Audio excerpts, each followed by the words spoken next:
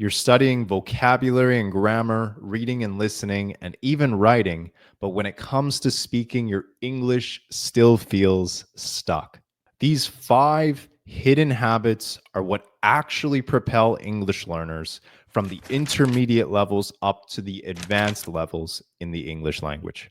And they are not talked about nearly enough. Now, if you're new here, I've helped many people learn English over the years, and I see you guys continue to make the same common mistakes over and over and over again, more times than I can even count. To help you out, I recorded a free training lesson showing you the fastest ways to become fluent in English on your own. I'll leave a link to it somewhere in the description or the pinned comment below.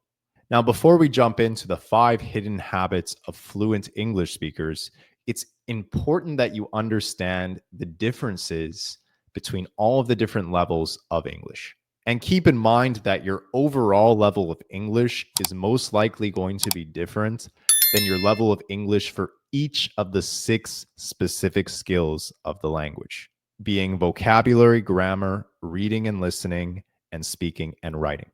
Now, very simply put, at the A1 level, you could probably begin to use basic phrases and words.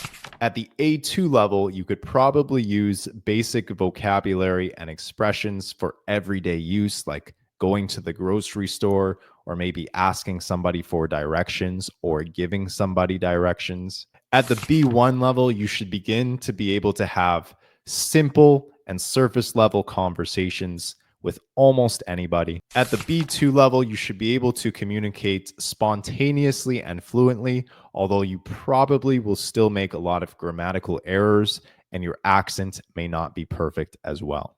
At the C1 level, you should be very proficient and make very few grammatical errors when you communicate, and your accent should be understood by most, if not all, native English speakers.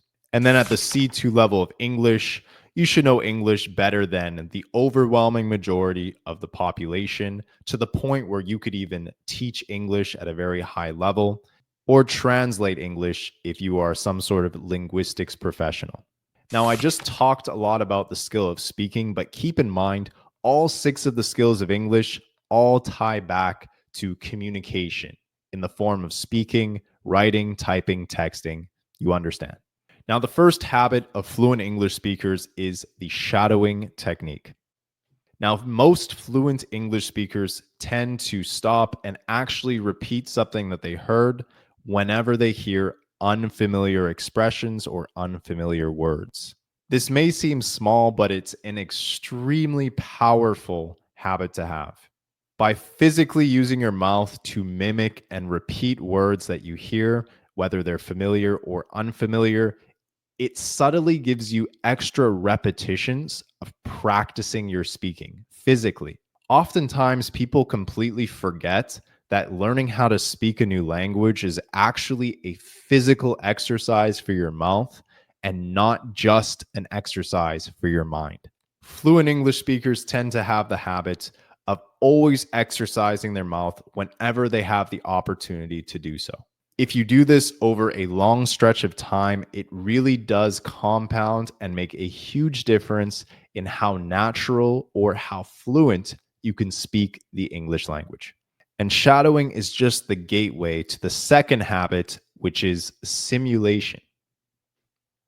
I'm a native English speaker and I had to learn another language fluently as well. And simulation is probably the biggest habit that made me fluent in another language. By actually simulating and having conversations, even with yourself, about topics that you will most likely talk about in real life is amazing when it comes to preparing you for real life situations. For example, if you have a business meeting the next day, you can actually simulate and prepare yourself for what you're going to say and the questions that you know that you will probably be asked. Just by simulating realistic situations like this, it can make it much more natural and much easier for you to express yourself once you actually place yourself in that situation. It's simply just preparation. Even native English speakers like myself use techniques like this to prepare when we need to speak about something to other people. So, if native English speakers use this technique, there's really no excuse why a non native English speaker should also try to prepare before they actually come into a certain situation where they need to converse in English. And this leads to probably the most advanced habit of fluent English speakers, which is critical thinking and critical analysis. Now, all of the most articulate and fluent English speakers that I know all use critical thinking skills and critical analysis skills in conversation. As someone who is learning English as a second language, it is extremely important that you try your hardest to pick up on nuances and cues and techniques that native English speakers use when they have conversations with one another. Pay attention to what native English speakers consider formal and informal. Pay attention to any literary devices that they use. Pay attention to which grammar rules they intentionally follow and which ones they intentionally do not follow. Pay attention to how English speakers use sarcasm. These are just a few ways that you can use critical thinking and critical analysis whenever you're listening to native English speakers have conversations. And if you want to have the option of communicating like a native English speaker, it's really important that you pick up on these small little details and these small little nuances. In other words, just be mindful whenever you have the opportunity to listen to native English speakers speak with one another. Now, the next habit of fluent English speakers is less complicated, and that is journaling. Now, when I say journaling, most people kind of picture a notebook and a notepad and a pencil, and you're writing in a journal talking about how your day went. Journaling can come in many different forms, and I would actually recommend other ways of journaling to improve your English quickly. Now, a technique that I've seen English learners use that has really made them fluent, it really worked, was they would ask themselves open ended questions and then try answering them in a written form, whether it's with the notes application on their phone or whether it's with a Google document or a Microsoft Word document on a computer, and a function to predict words. Then they can quickly improve their spelling, their grammar, and have a deeper understanding of the figure of speech of the English language. A very easy way to do this is simply just listen to a podcast about a topic that interests you. Just make sure that it is an interview between two native English speakers. As one native English speaker asks the other one a question, I want you to just simply ask yourself the same question. And I want you to try to form an opinion and articulate your answer to that question in written form. And when I say written form, that means the notes application on your phone or a document on a computer, something that has the ability to check your spelling, check your grammar, and even predict the next words that you're going to type or text. This is very efficient and it will help you become much more articulate faster than most English learners who do not do this. And the final habit of fluent English speakers is feedback and reflection. Now, if you're at the B2, C1, or C2 levels of English overall, then I would say you're probably at a high enough level where you can actually critique yourself. You could simply record yourself speaking, answering open ended questions, and afterwards, when you watch the video back, you'll probably be able to figure out where the gaps are in your English and where you need to improve.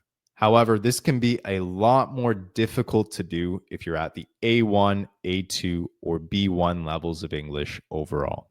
At those levels, I would highly recommend getting a native English speaker to give you feedback on your English and correct it. This is extremely easy to do as there are lots of free language exchange applications out there that you can use to do this quite easily. But do keep in mind for some situations, a lot of you might be at the advanced levels of listening to English, but you're really at the beginner or intermediate levels of speaking or writing in English. If you're below the B2 level of speaking English, then I would highly recommend getting a native English speaker to help you with that as well. So it's not really about a secret formula to make you fluent in English fast. It's really just about having these habits and using them consistently. To recap, the first habit is the shadowing technique. Whenever you get a chance to repeat or physically train your mouth to practice speaking English, do it. The second habit is simulation. Simply prepare and simulate realistic conversations that you will probably have, even if this means having conversations with yourself and just asking yourself questions and answering them out loud. The third habit is critical thinking. Simply observe and critically analyze small nuances and intangible skills that native English speakers use during conversations with each other. This is a little bit harder to understand by yourself, but you will pick up on patterns that native English speakers like myself use when we communicate with one another eventually.